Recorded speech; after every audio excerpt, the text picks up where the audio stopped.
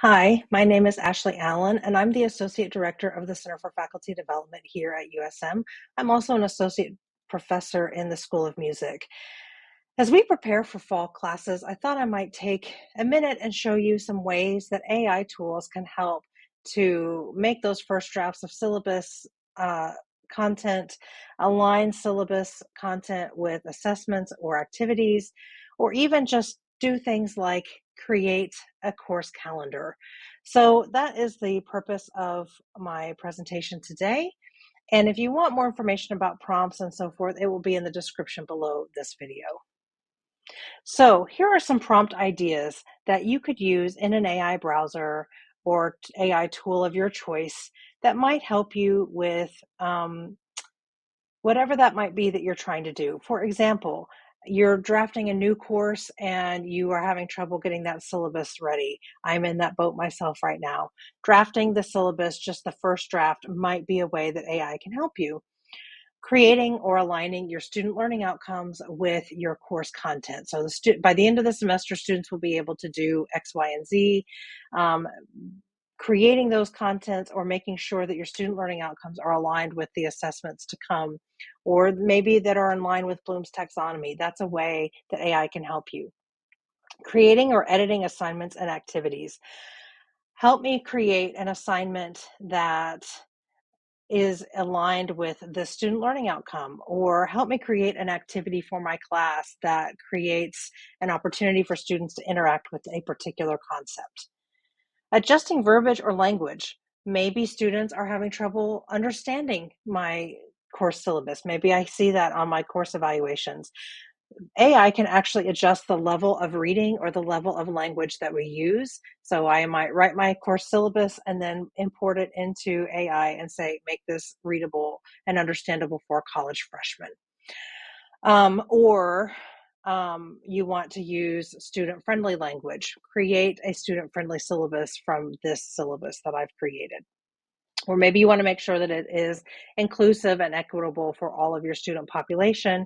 That might be a way AI can help you find those places that may need some fine-tuning. Finding supplemental readings. I want a particular article about the history of Hattiesburg civil rights movement. I could put that into a chat GPT or another AI tool, and it could help me find those supplemental readings. Of course, being careful to check those. Using content to make assessments. I have a particular student learning outcome, like I want my students to do this. Help me create an assessment that will measure that.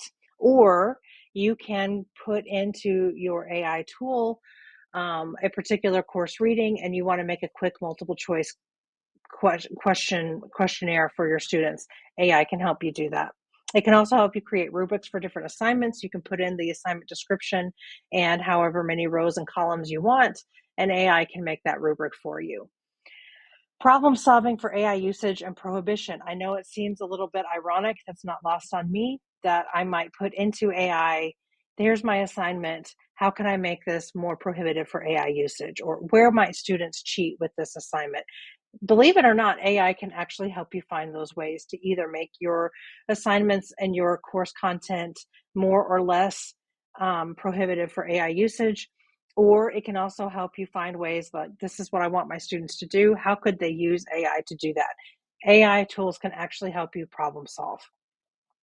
And lastly, and what I'm going to show you in just a minute, creating a course calendar.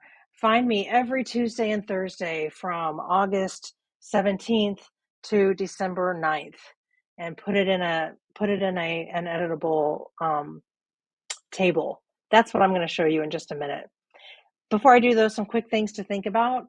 Make sure that if you want, that you are dialoguing with AI tools, meaning that you put in your prompt, you want it to be fine-tuned in some way or edited in some way. You can actually respond to your AI tool and say, thanks for this, please do this, please add this. Can you change this part of it and make it that? And it will do that. The more you dialogue with AI back and forth, the more likely you are going to get some content that you can actually use.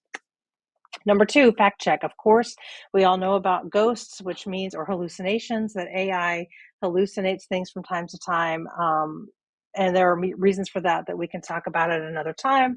But for example, if you're putting in that you want your AI tool to find you articles on something, make sure you actually look those articles up and know what is being offered, because it may or may not be actual real content. So make sure you're fact checking and make sure that it is the stuff that you think it is before you release it to your students. Number 3, I'll show you this in just a minute. Make sure that if you are worried about your privacy or security, or you're concerned about you helping to train AI for the future, or you're concerned about your own intellectual property, especially if you're using data from studies and stuff like that into ChatGPT or another AI tool, make sure that you are turning off the ability for your information to be shared. The default is that it is on.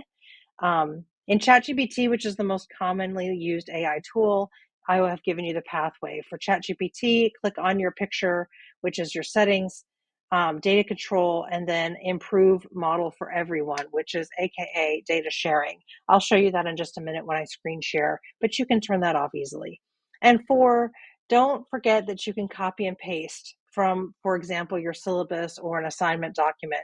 If you want to make a rubric, you can copy and paste the assignment prompt into an AI tool and say, create a rubric using this prompt, and it will do that for you. So don't forget that you can actually copy and paste content or stuff like that if you're looking for something in particular that AI can do for you. Now let's play.